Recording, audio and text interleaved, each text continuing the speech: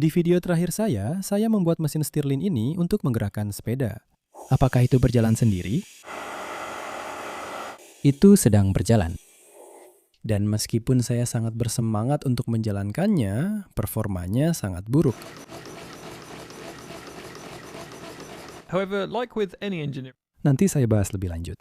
Masalah terbesar yang saya hadapi di video sebelumnya adalah ekspansi udara panas tidak mendorong piston cukup jauh, yang sementara diatasi dengan menggunakan offset poros engkol yang lebih pendek. Tapi saat saya merancang mesin ini, perhitungan saya menunjukkan bahwa seharusnya mesin ini menghasilkan ekspansi yang cukup. Jadi, kemana semua udara yang mengembang itu pergi? Di dalam silinder bawah ini terdapat yang disebut piston pemindah, yang fungsinya hanya mendorong udara antara sisi panas dan sisi dingin mesin. Dan sangat penting agar volume di dalam piston ini kedap udara, yang saat ini belum. Untuk memperbaikinya, saya merancang plat bawah baru untuk pemindah dan menggunakan epoksi tahan suhu tinggi untuk merekatkannya ke cangkir baja tahan karat, yang seharusnya menciptakan segel kedap udara. Masih ada lubang kecil di tempat sambungannya dengan poros keluaran, tapi setelah dibaut bersama, lubang ini juga akan tertutup rapat. Saya juga melepas silinder tenaga utama dan membeli alat honing silinder yang membantu menghaluskan garis-garis yang disebabkan oleh proses pemesinan. Selain itu, alat ini juga membuat pola silang halus di dinding silinder. Pola ini membantu pelumasan yang lebih baik saat oli diaplikasikan. Dan saya membuat piston baru yang dirancang khusus untuk segel cangkir cetak 3 dimensi TPU ini yang memberikan penyegelan yang sangat baik dengan gesekan yang sangat kecil. Dan ini dijepit ke piston dengan cincin teflon yang akan bergerak di sepanjang bagian dalam silinder. Jadi, dengan poros engkol lama yang lebih besar terpasang pada mesin yang sebelumnya tidak berfungsi, apakah sekarang mesin akan berjalan dengan modifikasi baru ini?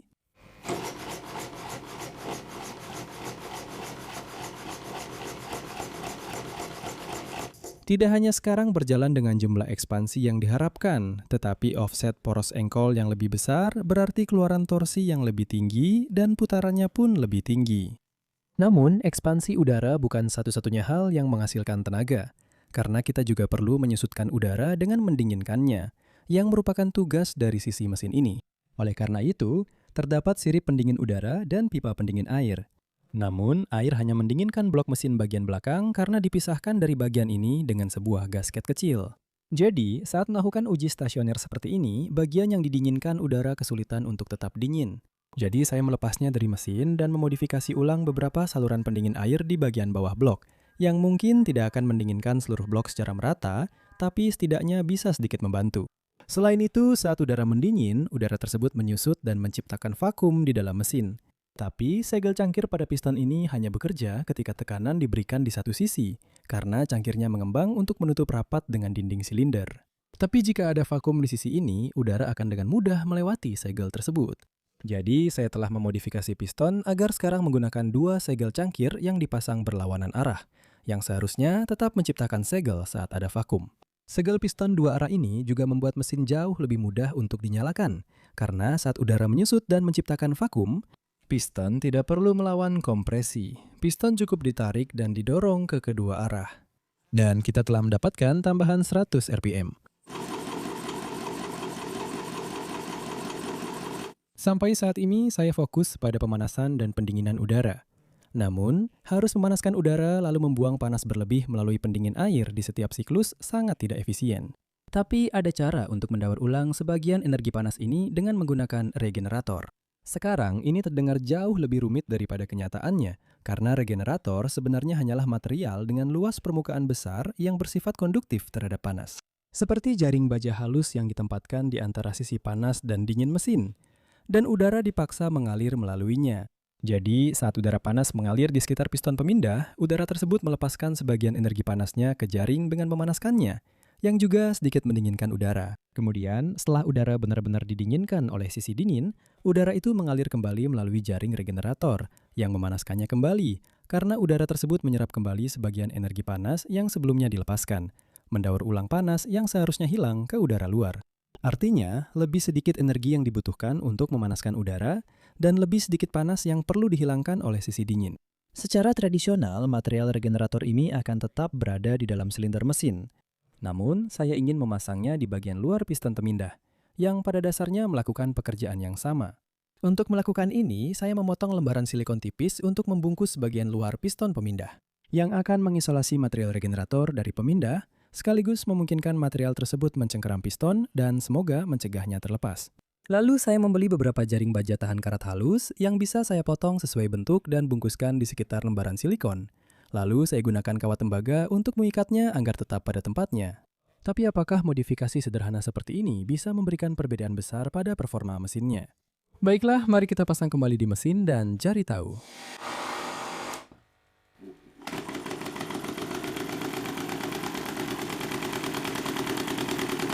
Dengan mesin sekarang berputar pada 588 rpm dibandingkan sebelumnya 326 rpm, saya kagum bagaimana hanya dengan menambahkan sedikit jaring baja tahan karat bisa memberikan peningkatan besar pada performanya. Meskipun suaranya tidak terlalu pas, setidaknya untuk mesin Stirling, suaranya hampir seperti mesin pembakaran. Meskipun tidak ada pembakaran, setidaknya di dalamnya. Begitu mesin melambat, saya menyadari baut engkol ini kendur, yang mungkin menyebabkan suara ketukan.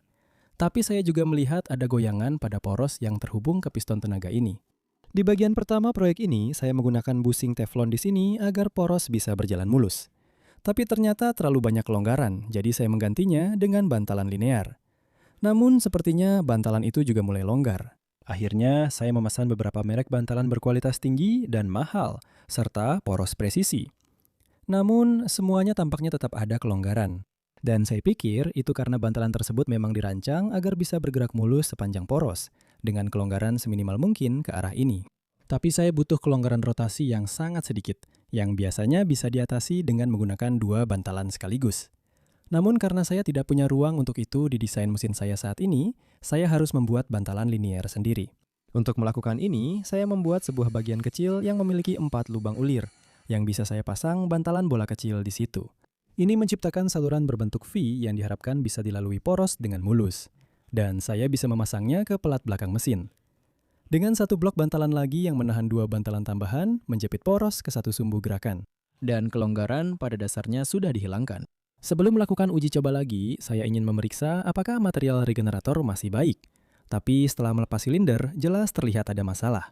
Ada bubuk putih aneh di dalam mesin yang sepertinya berasal dari lembaran silikon, dan bubuk itu ada di mana-mana. Namun setelah melepas jaringnya, tampaknya hanya bagian atas silikon yang terbakar karena paling dekat dengan tutup panas. Jadi, solusi cepat dan mudah saya adalah memotong bagian yang terbakar ini dan memendekkan regeneratornya. Tapi saya juga menggandakan ketebalan jaringnya untuk menggantikan material yang hilang. Meskipun menggunakan obor las untuk menjalankan mesin ini bekerja dengan baik, suaranya cukup keras, yang merusak ciri khas mesin Stirling yang seharusnya sangat tenang. Jadi saya ingin membuat pembakar yang lebih permanen dan tidak terlalu berisik. Ide saya adalah membuat heatsink dengan luas permukaan yang besar dari lembaran tembaga ini, karena akan menghantarkan panas dari api ke sisi panas mesin. Heatsink ini menggunakan 5 pelat dengan banyak lubang yang dibuat dengan mesin agar panas bisa lewat. Namun lubang di setiap pelat dibuat tidak sejajar, jadi panasnya tidak langsung menembus dan diharapkan bisa menghantarkan panas ke tembaga sebanyak mungkin. Kemudian heatsink ini bisa langsung dibaut ke ujung panas mesin. Dan untuk uji coba awal, saya membeli pembakar spiritus kecil ini untuk melihat apakah alat ini bisa menjalankan mesin. Setelah beberapa menit, tembaga mulai teroksidasi dan kehilangan warna mengkilapnya, dan mesinnya masih belum cukup panas untuk berjalan. Jadi saya menambahkan selimut las tahan api untuk mengisolasi mesin dan berharap suhunya bisa naik lebih tinggi.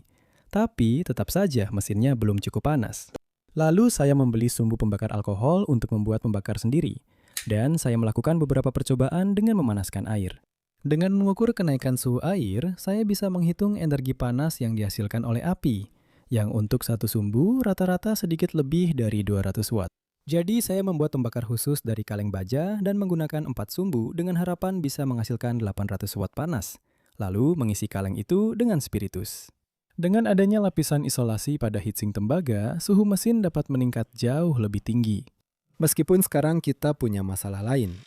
Ada sesuatu. Sebagian dari itu terbakar di atas benda itu. Setelah memadamkan api, saya ingin setidaknya membuat mesin berputar. Jadi, saya mengisi pembakar dengan sedikit lagi spiritus dan melanjutkan pemanasan. Dan dengan sisi panas mesin mencapai 240 derajat Celcius, mesin mulai berjalan. Saya merasa cukup puas melihat ada api di satu sisi dan gerakan di sisi lain, yang sepenuhnya dihasilkan oleh pemanasan dan pendinginan udara. Tapi rasanya juga seperti langkah mundur yang besar dalam hal keluaran tenaga. Jadi, sebelum saya menghabiskan lebih banyak waktu mencoba membuat pembakar yang tepat untuk alat ini, saya pikir saya akan kembali ke yang sudah terpercaya. Obor las. Karena saya tahu ini menghasilkan panas yang cukup untuk menjalankan mesin. Yang saya pikirkan adalah cukup memasangnya di bagian depan sepeda seperti ini, yang memang akan terlihat agak konyol, tapi seharusnya tidak masalah untuk uji coba awal. Lalu saya perlu membuat sistem kopling untuk menggantikan roda gila ini supaya kita bisa menggerakkan roda belakang. Dan juga menyelesaikan pemasangan pendingin air lengkap dengan pompa dan radiator terintegrasi, hanya untuk melihat apakah ini benar-benar bisa menggerakkan sepeda. Lalu jika berhasil, saya bisa meluangkan sedikit waktu lagi untuk mencoba mengoptimalkannya dan membuat pembakar ini bekerja dengan baik. Jadi saya melepas rakitan pembakar dan silinder untuk memperlihatkan heatsink tembaga yang tampilannya kurang bagus. Tapi setelah melepasnya dari tutup panas, saya terpikir, mungkin saya harus mencoba menambah luas permukaan bagian dalam sisi panas agar udara bisa dipanaskan lebih efektif. Sayangnya ini sulit untuk dikerjakan pada tutup baja tahan karat. Tapi ide cepat dan mudah yang saya punya adalah memotong beberapa kawat jaring yang sama seperti yang digunakan untuk regenerator dan memasangnya di dalam tutup ini menggunakan tab kecil ini.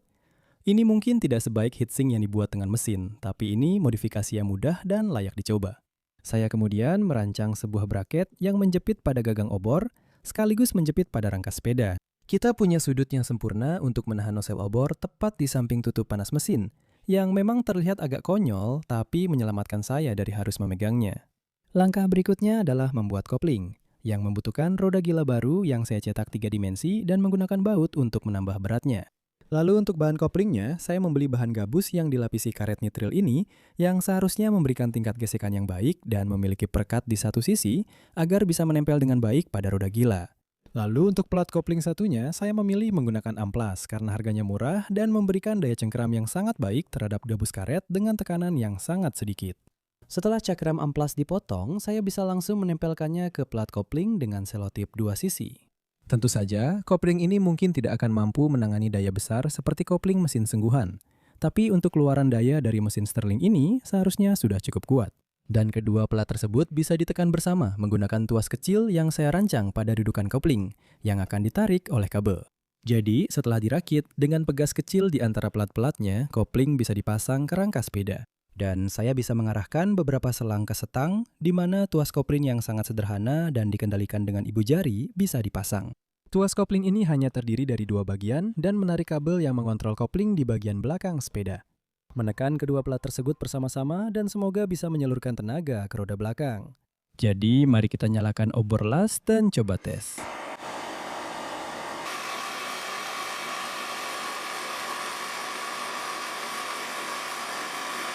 Dengan kopling terhubung, saya bisa memutar roda untuk menghidupkan mesin dengan start dorong.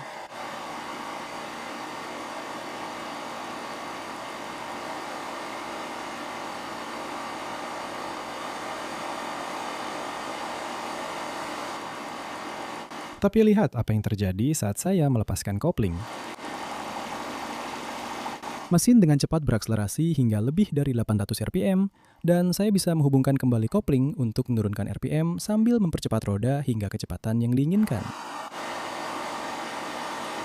Dengan obor las dimatikan, jelas bahwa solusi bantalan linier saya berjalan jauh lebih mulus.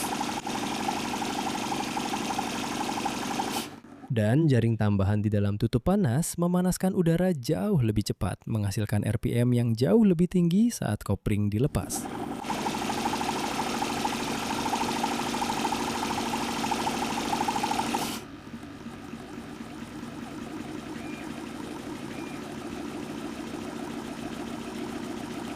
Sekarang, yang dibutuhkan hanyalah sistem pendingin air terintegrasi sendiri, yang saya pilih menggunakan radiator model PC karena harganya murah dan menggunakan fitting pipa yang sama dengan mesin saya, yang dapat dijepit dengan baik di bagian rangka ini. Lalu, untuk memompa airnya, saya membeli pompa kecil 12 volt ini, yang saat ini belum cocok dengan fitting pipa saya. Tapi daripada membeli adapter yang tepat, saya memutuskan untuk mendesain ulang bagian atas pompa dan mencetaknya di Formlabs Form 4 saya. Karena ini memungkinkan saya membuat reservoir kecil di atas pompa untuk memudahkan pengisian sistem. Dan fitting pipa bisa diulirkan tanpa perlu adaptor apapun. Selain itu, setelah dipasang kerangka sepeda, sudut yang sudah didesain pada fitting ini jauh lebih cocok agar selang bisa mengarah ke mesin dan radiator. Dan saya bisa menggunakan corong kecil dan selang untuk mengisi sistem dengan air. Sekarang, pompa ini dirancang untuk 12 volt, tapi ketika saya menaikkan tegangannya ke 12 volt, pompa ini mulai mengalami kavitasi dan menjadi sangat tidak efisien. Dan sepertinya, pompa ini berjalan paling baik di sekitar 3,5 hingga 4 volt. Yang mana sangat sempurna karena saya bisa menjalankan seluruh sistem hanya dengan satu sel lithium ion. Dan ini hanya mengkonsumsi sekitar 2 watt daya. Saya rasa sudah waktunya kita mencoba sepeda ini untuk uji coba. Tinggal menunggu sepeda saya panas dulu. Benar, sambil menunggu ini semakin panas, saya mungkin akan mencoba mengendarainya sebentar karena saya khawatir radiatornya akan terlalu panas kalau tidak ada aliran udara. Saya kasih tahu, ini menghangatkan kaki saya setelah ini. Sebenarnya cukup enak juga. Rasanya seperti punya jok yang dipanaskan. Saya belum pernah punya jok yang dipanaskan di motor. Oh, sekarang mesinnya menyala.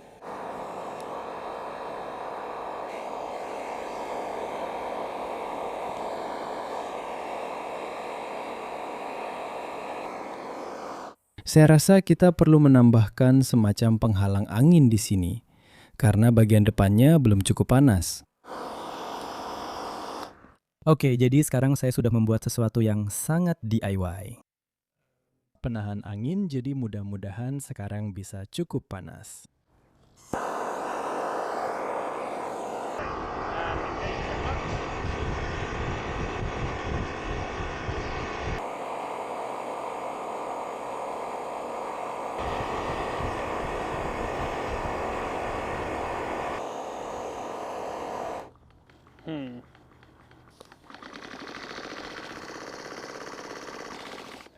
Oh, mesinnya mati.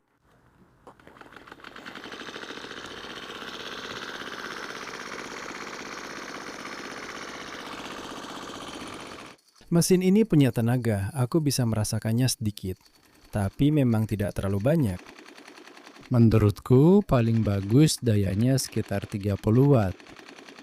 Tapi harus kuakui, itu bisa berjalan cukup lama juga. Lalu aku berpikir, mungkin mesin ini akan berjalan lebih baik pada kecepatan yang lebih tinggi. Karena aliran udara ekstra akan membantu mendinginkan radiator dan sisi dingin mesin, menciptakan perbedaan suhu yang lebih besar, serta memungkinkan mesin berjalan pada RPM yang lebih optimal. Jadi, aku mengayuh sampai cukup cepat, lalu mengaktifkan koplingnya.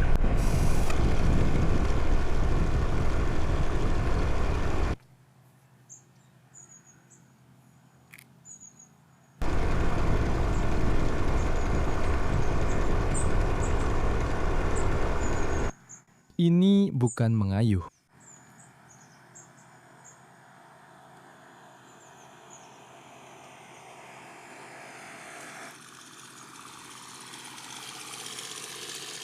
Ever seen a Stirling engine powered bike before? Can't say I have. Selamat siang, Pak. Selamat siang. Apa itu sebenarnya?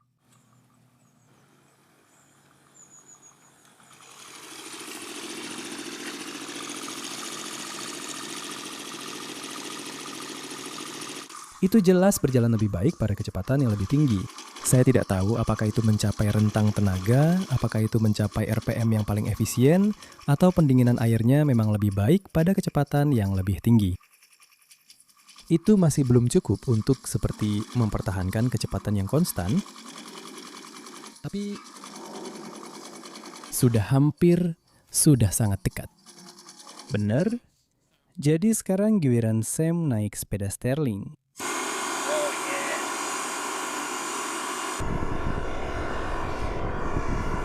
Akan menarik melihat bagaimana Sam merasakan sepeda ini, karena berat badannya sekitar 20 kilo lebih ringan dari saya. Jadi, dorongan kecil dari mesin mungkin akan lebih membantu dia dibandingkan saya. And engage, power off. Jadi, bobot yang lebih ringan memungkinkan mesin memberikan dorongan yang sangat kecil. Tapi bagaimana performanya saat saya mencobanya dengan kecepatan lebih tinggi?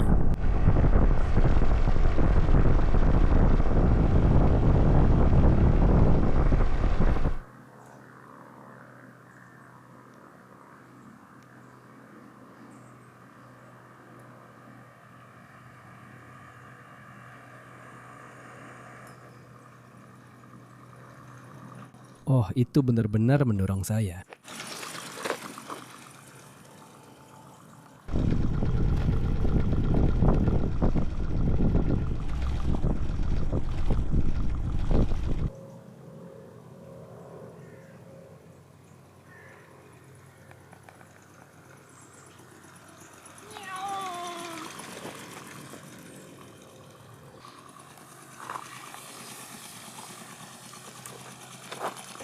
Suaranya keren banget. Sementara mesinnya memberikan sedikit bantuan tenaga, itu tidak akan membantu saya menanjak. Tapi menurut saya penting untuk diingat bahwa dengan beberapa modifikasi yang relatif kecil, mesinnya berubah dari ini It's actually running. menjadi seperti ini. Dan saya pikir mesin ini akan berputar jauh lebih cepat dengan meningkatkan transfer panas di dalam mesin yang memungkinkan rasio puli yang lebih baik untuk mendapatkan torsi lebih besar dan mungkin bisa mempertahankan kecepatan jelajah yang konstan. Tapi untuk sekarang, terima kasih banyak sudah menonton.